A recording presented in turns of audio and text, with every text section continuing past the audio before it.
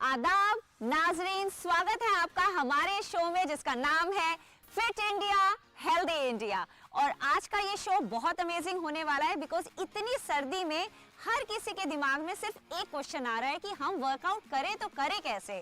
बाहर हम जा नहीं सकते, चाहे वो पॉल्यूशन के कारण या चाहे ठंड इतनी है और पहले ही कोल्ड है, कफ है, तो वर्कआउट के लिए बाहर तो जाया ही नहीं जा सकता। तो आज हम आपके लिए लेकर आए एक ऐसा वर्कआउट जो आप अपने घर में कर सकते हैं आराम से। तो हम स्टार्ट करते हैं कुछ वार्म अप पोजेस से। तो सबसे पहले वार्म अप हमारा रहेगा बनी हॉप्स। इसके अंदर आपको अपने किसी भी एक कॉर्नर में एक मैट बिछा लीजिए और अगर आपके घर में मैट नहीं है तो 3-4 बार एक कॉटन की शीट को थिक कर लीजिए और स्टार्ट हो जाइए मेरे साथ। आप सॉक्स शूज डालकर ये वर्कआउट करेंगे, चाहे आप घर में कर रहे हैं फिर भी आपका फिटनेस गियर पूरा होना चाहिए। बनी हॉप्स में आपको अपनी बॉडी को सिंपल ऊपर नीचे हॉप करना है और अगर आपको ऐसा लगता है कि आप जंप नहीं कर सकते हैं या आपके नीज पे प्रेशर आ रहा है तो आप अपने पंजों को जमीन से छोड़ेंगे नहीं, धीरे धीरे प्रैक्टिस करेंगे इस तरह से। सिंपल बनी हॉप्स ये कैसे हेल्प करता है, ये आपके पूरे सिस्टम का डिटॉक्स करता है। कैसे करता है आइए मैं आपको एक क्विक टिप बताती हूँ। आपकी बॉडी में 2 तरह के सर्कुलेशन होते हैं। One is a blood circulation जिसके लिए भगवान ने मोटर लगाया है, आपका हार्ट उसको पंप करता है चाहे आप करें या ना करें। लेकिन दूसरा सिस्टम होता है हमारा लिम्फेटिक सिस्टम, मतलब ड्रेनेज सिस्टम, जिससे हमारी बॉडी डिटॉक्स करती है हमारे लिम्फ नोड्स के थ्रू। वो सिस्टम भगवान ने बोला कि अगर आप नहीं हिल रहे हैं तो वो सिस्टम नहीं हिल रहा है। तो उस लिम्फेटिक ड्रेनेज के लिए आपकी बॉडी की मूवमेंट बहुत जरूरी है। आपने देखा है ना, कॉन्स्टिपेशन है, आप टॉयलेट क्लियर नहीं हो पा रहा है, आप वर्कआउट करते हैं, रनिंग करते हैं और फटाफट से आपको ऐसा लगता है कि yes I want to go to loo. तो होता क्या है, ये सर्कुलेटरी सिस्टम को आप एक्टिवेट कर देते हैं जब आप वर्कआउट करते हैं।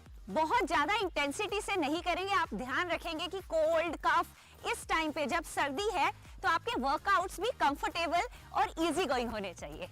बनी हॉप्स के बाद करेंगे हम simple arm swing, side to side, side to side, हम इसे गोल्फ स्विंग्स भी कहते हैं। अपनी बॉडी को पूरा साइड टू साइड रोटेट करेंगे। अगर आप चेयर पे बैठते हैं, आपका डेस्क जॉब है, तो ये बहुत इफेक्टिव होने वाला है आपके लिए बिकॉज हम इस तरह से अपनी पूरी बॉडी में जो स्ट्रेचिंग है ना वो भी कर रहे हैं। तो अगर आप बैठते हैं शोल्डर्स को रोल करके, स्लाउच करके, तो ये बहुत सिंपल है और आराम से 20 to 25 रेप्स कर सकते हैं आप दोनों साइड। इसके बाद हम वार्म अप करेंगे अप एंड डाउन, पूरा ऊपर और नीचे।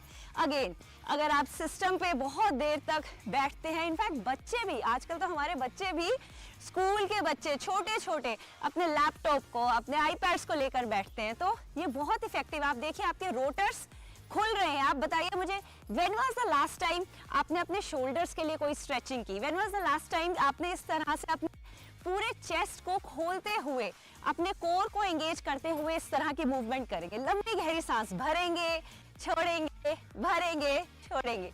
तो आइए हम स्टार्ट करते हैं सिंपल नी टैप से, और अगर नी टैप्स हो पाएंगे तो हम नी क्लैप्स भी करेंगे। टू बिगिन विद 1 1 2 2 3, अगर कर सकते हैं तो 1 1 2 2 3 3 4 4, इस तरह से 20 to 25 रेप्स करेंगे हम नी टैप्स या नी क्लैप्स की। इसके बाद हम करते हैं टो टैप्स। जिस तरह से मैं आपको सीक्वेंस के थ्रू लेकर जा रही हूं, आप इसी तरह से अपना वर्कआउट करेंगे। किसी भी वर्कआउट से करने से पहले आप वार्म अप जरूर करेंगे। So do not straight away start with knee taps. Make sure कि आपने पहले अपनी बॉडी को अच्छे से वार्म अप किया है और फिर ही अपना वर्कआउट स्टार्ट किया है। इन द टो टैप्स, अगर आप अगेन टो टैप्स नहीं कर पा रहे हैं तो कोई बात नहीं, नी टैप से स्टार्ट कीजिए और फिर धीरे धीरे टो टैप्स तक कर लेंगे।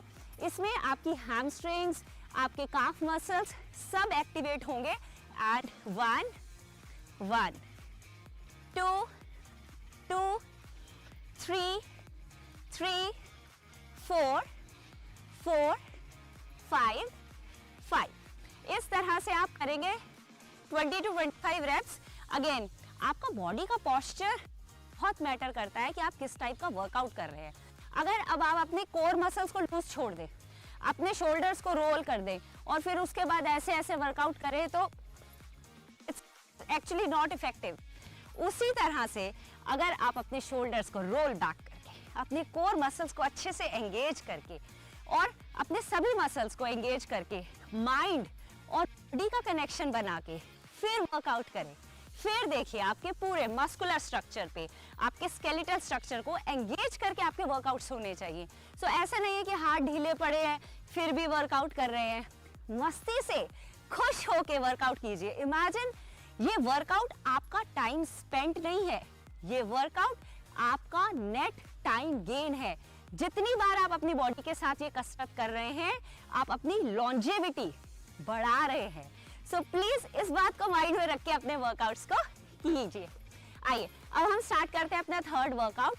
इसके अंदर आप अपनी लेग्स को थोड़ा सा खोल लेंगे, हम साइड एंड साइड टैप करेंगे। वो सारे लोग जिनकी कमर में दर्द रहता है और आगे की तरफ नहीं झुक सकते हैं, उनको आगे की तरफ नहीं झुकना है और वो सिर्फ यहीं से ही सिंपल स्विच करेंगे। और वो सभी लोग जो कर सकते हैं वो आगे की तरफ बेंड बैक करेंगे और फिर स्विच करेंगे।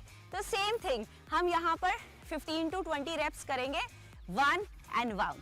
सो 1 1 2 and 2 3 and 3, full twisting in motion, 4 and 4 5 and 5 6 and 6। इस तरह से 20 to 25 रेप्स करेंगे। अब वो सभी लोग जो घर में बैठे हैं या चेयर्स पे बैठे हैं, डेस्कटॉप के सामने बैठे हैं, वहां पर बैठे बैठे एक वर्कआउट बताओ। तो आप कर सकते हैं काफ रेजेस। काफ रेजेस क्या मूवमेंट है आपको पता है? एक हार्ट भगवान ने यहाँ दिया है, सेकंड होता है हमारी बॉडी में जिसको हम बोलते हैं कि हमारा सेकंड हार्ट है। Any guesses? हमारे काफ मसल्स। सो हमारे काफ मसल्स, हमारे सोलियस मसल्स को हम अपना सेकंड हार्ट बोलते हैं बिकॉज यहाँ की एक्टिविटी हेल्प करती है ब्लड सर्कुलेशन को लेग्स के थ्रू, बिकॉज लेग्स और हार्ट में बहुत डिस्टेंस हो गया ना, इसलिए। तो आपको करना क्या है, आपको बैठे बैठे या खड़े होके काफ रेजेस करने हैं। मतलब आगे वाले पंजों पे ऊपर की तरफ आना है, नीचे। 1 2 3 4 5। तो ये जो मूवमेंट है ना, ये ऊपर आने की मूवमेंट है, ये नीचे जाने की मूवमेंट नहीं है। तो मैं नीचे जाके रिलैक्स नहीं करूंगी, my movement is up and up. So this is 1 2। तो मेरा जो स्टॉप पॉइंट है वो ऊपर है, मैंने यहाँ पर आके स्क्वीज किया है मसल्स को, फिर मैं नीचे गई हूँ, फिर मैंने स्क्वीज किया है। लेकिन जो रेस्टिंग प्लेस है ना, वो नीचे जाकर नहीं है, वो ऊपर जाके है, ठीक है। और कितने कर सकते हैं? 50 कीजिए। काफ रेजेस तो बहुत इजी है, बैठ के कीजिए, खड़े होके कीजिए, दिन में 10 बार कीजिए। Calf raises is actually a great workout for your knees also. तो आपके घुटने कितने स्ट्रॉन्ग चलेंगे वो इस बात पे डिपेंड करता है कि आपके आसपास के मसल्स कितने स्ट्रॉन्ग हैं।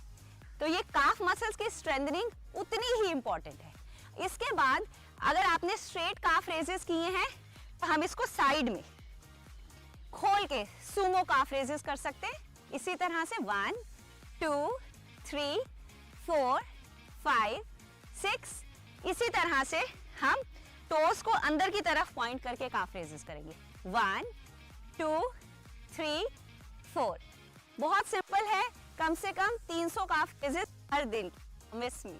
ये है लंज मूवमेंट। कहने को तो ये वर्कआउट है, बट ये वर्कआउट नहीं है, ये आपकी फंक्शनल स्ट्रेंथ है। मतलब आप कितनी बार आराम से नीचे जाके ऊपर आ सकते हैं, ये है लंज वर्कआउट। आइए मैं आपको साइड से दिखाती हूँ। मतलब आप बिना किसी चीज का सहारा लेकर कैसे नीचे जा सकते हैं और वापस ऊपर आ सकते हैं, नीचे जा सकते हैं, ऊपर आ सकते हैं। ये है आपका बेसिक लंज मूवमेंट। मतलब सीढ़ी चढ़ सकते हैं, नीचे बैठ सकते हैं। घर में एक कॉर्नर से दूसरे कॉर्नर पे जब जा रहे हैं तो ऐसा मत सोचिए कि मैं दिन में 1 आवर का वर्कआउट करूंगा, इतना टाइम नहीं मिलेगा। लेकिन दिन में इधर से उधर तो चलते हैं ना, तो कैसे चलेंगे? अपने दोनों हाथों को नीचे ऊपर नीचे ऊपर, इस तरह से। मतलब 1 2 3 4, ये 4 मैंने लिए। इस तरह से 10 बार आगे जाइए, 10 बार पीछे आइए और 3 सेट कर लीजिए। आपका 1 सेट 30 लंजेस का हो गया। अब ये सारे के सारे वर्कआउट्स आपको डेली करने हैं, लेकिन इन वर्कआउट्स के बाद क्या करना है वो है कूल डाउन। तो कूल डाउन के लिए अपने लेग्स को खोल दीजिए, लंबी गहरी सांस भरिए, सांस छोड़ते हुए नीचे की तरफ। अपने दोनों हाथों को नीचे रख लीजिए, अपने हेड को भी डाउन कर लीजिए और अच्छा लंबा गहरा सांस भरिए और होल्ड करके रखिए। होल्ड करके रखेंगे इसको कम से कम 5 to 10 ब्रेथ्स के लिए। होल्ड करके रखेंगे, फिर धीरे धीरे जिस तरह से आप नीचे गए थे आप वापस ऊपर आ जाएंगे। और ये गया आपका quick home workout with in 10 to 15 minutes with the warm up as well as cool down. So keep rocking and keep watching Fit India, Healthy India. आदाब नाजरीन, स्वागत है आपका हमारे show fit India healthy India में। आजकल बहुत ठंड चल रही है, कफ और कोल्ड से हर कोई प्रॉब्लम में है, लेकिन आज मैं आपकी होस्ट मीनल पाठक आपको देने वाली हूँ बहुत ही बेसिक आसन्स जो हेल्प करेंगे आपको कफ एंड कोल्ड से निजात पाने के लिए। तो आइए स्टार्ट करते हैं हम अपने सबसे पहले आसन से, जिसका नाम है सुख आसन। ये बहुत ही बेसिक है, हर कोई इसको कर सकता है, लेकिन अगर किसी के नीज में पेन रहता है और कोई नीचे नहीं बैठ सकता है तो आप इसको अपने बेड या काउच पे बैठकर भी कर सकते हैं। लेकिन आपको इस बात का ध्यान रखना होगा कि जो आपकी रीढ़ की हड्डी है वो सीधी रहनी चाहिए। आप ऐसे स्लाउच करके नहीं बैठेंगे, आप सीधा बैठेंगे, अपने कोर मसल्स को अच्छे से एंगेज करके अपनी रीढ़ की हड्डी को सीधा अलाइन करके बैठेंगे। अपने दोनों हाथों को ज्ञान मुद्रा में लेकर आएंगे। ये एक ब्रीदिंग पोज है, एक रिलैक्सिंग पोज है और आपके लंग कैपेसिटी, आपके ब्रीदिंग एंड्योरेंस को बढ़ाता है। इसमें हम एक बेसिक सा कार्य करेंगे कि आपकी जो इनहेल है हम वो 4 काउंट्स के लिए रखेंगे, उसके बाद जो एक्सहेल है उसको स्लाइटली लंबा रखेंगे, मतलब 6, 8, 5 जो भी आप अभी कर सकते हैं। बहुत ज्यादा प्रेशर से नहीं करेंगे, आराम से रिलैक्सिंग पोज में करेंगे। तो ज्ञान मुद्रा में हाथ रखते हुए लंबी गहरी सांस भरेंगे और उसके बाद धीरे धीरे सांस को छोड़ेंगे। आप यहां पर सांस को रोकेंगे नहीं।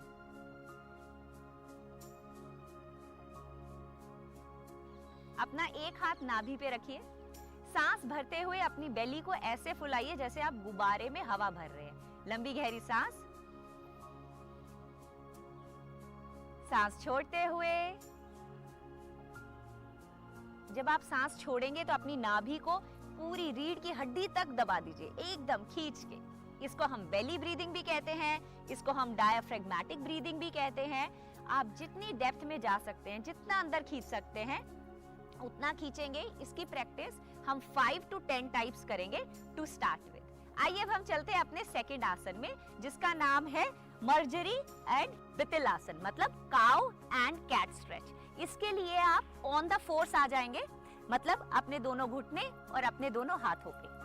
आप सांस भरते हुए ऊपर की तरफ जाएंगे, अपनी रीढ़ की हड्डी को स्ट्रेच करेंगे और जहां तक जा सकते हैं वहां तक जाएंगे। ये आसन भी बहुत हेल्पफुल है बिकॉज ये आपके पूरे लंग्स में अच्छे से ऑक्सीजन का प्रवाह बनाता है और जब आप एक्सहेल करते हैं तो अगेन आपके पूरे एंडोक्राइन सिस्टम को एंगेज करता है। तो लंबी गहरी सांस भरते हुए ऊपर की तरफ, सांस को छोड़ते हुए अंदर की तरफ। ऐसे फील कीजिए कि आपकी नाभि आपकी रीढ़ की हड्डी से कनेक्टेड है और वो रीढ़ की हड्डी से एक धागा ऊपर की तरफ खींच रहा है पूरा अंदर। उसके बाद फिर से लंबी गहरी सांस भरते हुए ऊपर,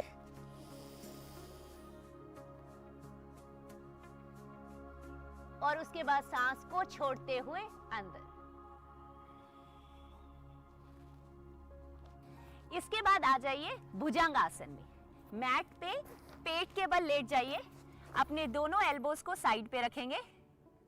भुजंग आसन में वो सभी लोग जिनको अभी कोल्ड या कफ है वो कोशिश करेंगे कि अपनी सांस को कहीं पर भी रोकेंगे नहीं, हमें कहीं पर भी कुंभक नहीं लगाना है। लंबी गहरी सांस भरते हुए ऊपर आएंगे, होल्ड नहीं करेंगे, सांस को वहां छोड़ देंगे और फिर वापस आ जाएंगे। बहुत लंबे टाइम तक हम यहाँ पर सांस को रोकेंगे नहीं। तो दोनों हाथों को अपने चेस्ट के साइड में रखते हुए लंबी गहरी सांस भरते हुए ऊपर अगर आप कर सकते हैं तो आसमान की तरफ ऊपर देखिए और फिर सांस छोड़ते हुए वापस। ये सभी आसन ना जो आपके लंग कैपेसिटी को पूरा खोलते हैं, आपके शोल्डर्स को पीछे की तरफ रोटेट करके, ये भी आसन बहुत अमेजिंग है आपकी कोल्ड और कफ की रिलैक्सेशन प्रोसीजर के लिए। तो अगेन 5 से 10 बार आप इसको दिन में प्रैक्टिस कर सकते हैं। कोई भी नियमित टाइम नहीं है जब आपको इसको प्रैक्टिस करना है, आप जब चाहें कर सकते हैं। बस एक बात का ध्यान रखिएगा कि आप भर पेट खाना खाने के बाद किसी भी आसन की प्रैक्टिस नहीं करेंगे। आसन से पहले आपको 3 आवर्स का टाइम गैप रखना है अपने फूड और अपने वर्कआउट में। एक बार इसके बाद हम करेंगे सेतु बंद सर्वांग आसन। ये बहुत ही इफेक्टिव पोज है जिसके अंदर आप अपने हील्स, अपने हिप्स और अपने शोल्डर्स को एक स्ट्रेट लाइन में रखेंगे, कोर को एंगेज करेंगे, एक लंबी गहरी सांस भरेंगे, सांस छोड़िए। आपकी रीढ़ की हड्डी और मैट में गैप नहीं होना चाहिए, आर्च नहीं करेंगे आप अपने ब्रिज पोज के अंदर। We also call it a bridge pose. So लंबी गहरी सांस भरते हुए ऊपर आएंगे, सांस छोड़िए, खाली कर दीजिए अपने पेट को, बिल्कुल बेली खाली होनी चाहिए। मतलब ये जो नाभि है इसको बिल्कुल रीढ़ की हड्डी से मिला दीजिए और खींचिए अपने आप को। सेतु बंद सर्वांग आसन में लंबी गहरी सांसें भरिए। ये आसन उन सभी लोगों के लिए जो बहुत लंबा बैठते हैं बहुत लाभदायी है, बिकॉज इसमें आपके कोर मसल्स एंगेज हैं, आपके कोर मसल्स एंगेज हैं, लेकिन आपकी जो रीढ़ की हड्डी है, जो आपका स्पाइन है, वो अच्छे से लेंथन भी है, स्ट्रेच्ड भी है और स्ट्रेंथन भी हो रहा है। फिर धीरे आप सांस भरते हुए वापस। आइए अब हम करते हैं हमारा लास्ट आसन जो हमारा कूल डाउन पोज भी है। इसका नाम है विपरीत करनी। हम इसे leg up the wall pose भी कहते हैं। बहुत बेसिक है, बहुत सिंपल है। इसके अंदर आपको कुछ भी नहीं करना है, किसी दीवार के सहारे या आपके बेड के सहारे या सिंपल जमीन पर नीचे लेट जाएंगे। अपनी पूरी रीढ़ की हड्डी आप अपने मैट पे, यहाँ पर कोई गैप नहीं चाहिए और स्पाइन में आर्च नहीं होना चाहिए। और उसके बाद धीरे से अपनी टांगों को सीधा उठा लेंगे और अपने पंजों को अंदर की तरफ खींचेंगे। इतना ही सिंपल ये पोज है। आपकी सारा का सारा जो ब्लड सर्कुलेशन है वो इसके अंदर उल्टा हो गया है। आपके एंडोक्राइन सिस्टम में, आपके रेस्पिरेटरी सिस्टम में ब्लड का प्रवाह, जो ब्लड सर्कुलेशन है वो बहुत ज्यादा इंक्रीज हो गया है। तो जब भी हम प्राणायाम की बात करते हैं तो हर किसी को ऐसा लगता है कि मुझे तो ऑलरेडी सर्दी खांसी है, कोल्ड है, तो क्या मैं प्राणायाम प्रैक्टिस कर सकता हूँ? तो आइए इसका आंसर जानते हैं। आप बिल्कुल प्राणायाम की प्रैक्टिस कर सकते हैं, लेकिन आप हाई इंटेंसिटी वाले प्राणायाम नहीं करेंगे। मतलब भस्त्रिका, कपालभाति, ये सारे ऐसे प्राणायाम हैं जो थोड़े हाई इंटेंसिटी के हैं। हम वो प्राणायाम की प्रैक्टिस कर सकते हैं जो लो इंटेंसिटी है और धीरे धीरे आपके साथ काम करते हैं। तो जैसे हम स्टार्ट करेंगे अनुलोम विलोम से, डीप ब्रीदिंग से, भ्रामरी, ये सारे प्राणायाम आप बहुत इजीली कर सकते हैं। तो सबसे पहले हम अनुलोम विलोम से स्टार्ट करते हैं। इसके लिए आप चाहें तो मैट पे बैठ जाइए, और अगर आप किसी भी रीजन, चाहे वो घुटनों का पेन है या कमर दर्द है, आप नीचे नहीं बैठ सकते हैं ना, तो आप अपने बेड पे या काउच पे बैठ सकते हैं। सिर्फ एक बात का ध्यान रखिएगा कि आपकी रीढ़ की हड्डी सीधी होनी चाहिए। हमारे जो सातों चक्र हैं वो अलाइन होने चाहिए। तो प्राणायाम, योग, ये सिर्फ एक वर्कआउट नहीं है, ये आपके माइंड, बॉडी और सोल, इन तीनों का अमालगमेशन है। तो हम जब तक अपनी रीढ़ की हड्डी को सीधा नहीं रखेंगे, अपने चक्र सिस्टम को अलाइन करके नहीं रखेंगे, तब तक प्राणायाम का जो असली फायदा है वो हमारी बॉडी को, हमारे माइंड को नहीं मिलेगा। तो आइए इसमें सीधा बैठेंगे। सबसे पहले डीप ब्रीदिंग से ही स्टार्ट करेंगे। अपने हाथों को हम ज्ञान मुद्रा में रख सकते हैं। एक बहुत ही सिंपल पोज है ये, और इससे क्या होता है कि जो आपके माइंड का कंसंट्रेशन है वो इम्प्रूव होता है। तो धीरे से अपने हाथों को, हथेलियों को खोल के रखते हुए लंबी गहरी सांस लेंगे 4 काउंट्स के लिए। अब एक्सेल करेंगे 6 काउंट्स के लिए। फिर लंबी गहरी सांस अंदर और फिर बाहर। तो आइए अनुलोम विलोम स्टार्ट करते हैं। इसके लिए आप अपने थंब को अपनी राइट नॉस्ट्रिल पे रखेंगे, अपनी रिंग फिंगर और मिडल फिंगर को फोल्ड कर लेंगे, और उसके बाद हमारी लेफ्ट नॉस्ट्रिल को हम अपनी इस फिंगर से ऑपरेट करेंगे। क्लियर? आइए, तो हम सबसे पहले इनहेल करेंगे अपने लेफ्ट नॉस्ट्रिल से। हम इसको 3 काउंट्स के लिए रखते हैं। Inhale for the 3 counts, hold करेंगे फॉर 3 to 4 काउंट्स और फिर एक्सहेल करेंगे 5 to 6 काउंट्स। फिर हमारी लेफ्ट नोस्ट्रिल से जहां से हमने एक्सहेल किया है वहीं से इनहेल करेंगे 3 काउंट्स, फिर होल्ड करेंगे 3 to 4 काउंट्स और फिर एक्सहेल कर देंगे अपनी लेफ्ट नोस्ट्रिल से अगेन 4 to 5 to 6 काउंट्स, जितना भी आप इजीली अभी कर पा रहे हैं। आप मिनिमम 10 to 15 टाइम्स इसको कर सकते हैं। सेकंड प्राणायाम जो हम करेंगे वो है भ्रामरी प्राणायाम। ये बी ब्रीदिंग भी कहा जाता है, इसको बज ब्रीदिंग भी कहा जाता है और एक ऐसा प्राणायाम है जो आपके पूरे सिस्टम को डिटॉक्स करता है। सिंपल प्राणायाम अगर आप दिन में 3 से 4 बार कर लेंगे ना 3 मिनट्स के लिए, तो आप देखेंगे कि आपके स्ट्रेस लेवल रिमार्केबली रिड्यूस हो जाएंगे। आपको किसी भी बात पे गुस्सा ही नहीं आएगा।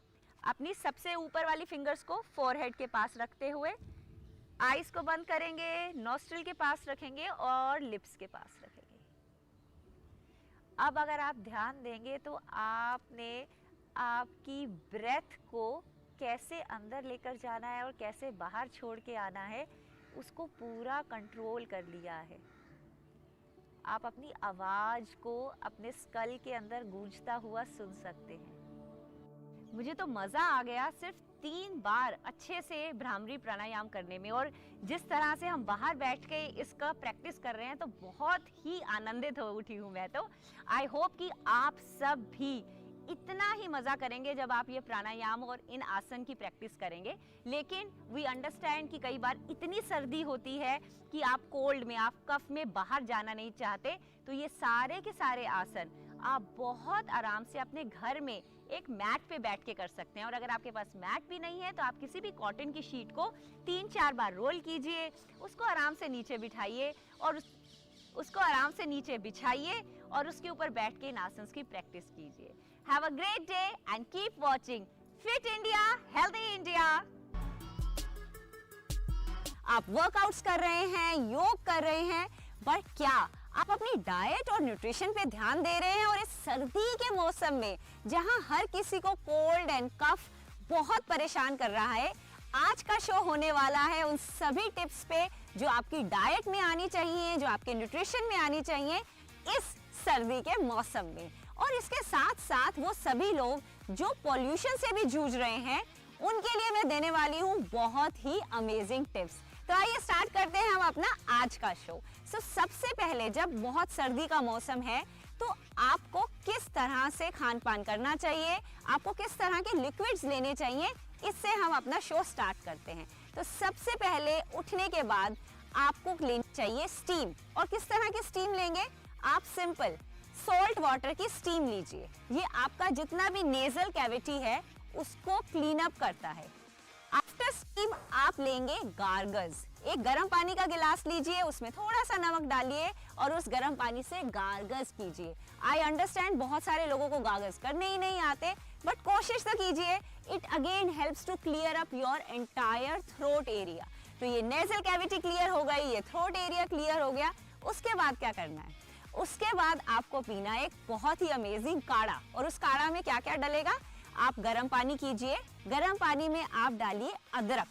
अदरक के साथ आप डालेंगे कच्ची हल्दी। हाँ, वो अदरक की तरह ही दिखती है, उसको ग्रेट करके आप डालेंगे। उसके साथ आप डालेंगे थोड़ी सी काली मिर्च, थोड़ा सा सिनेमन पाउडर, दालचीनी। आप उसको साबुत भी डाल सकते हैं या उसका पाउडर बना के भी डाल सकते हैं।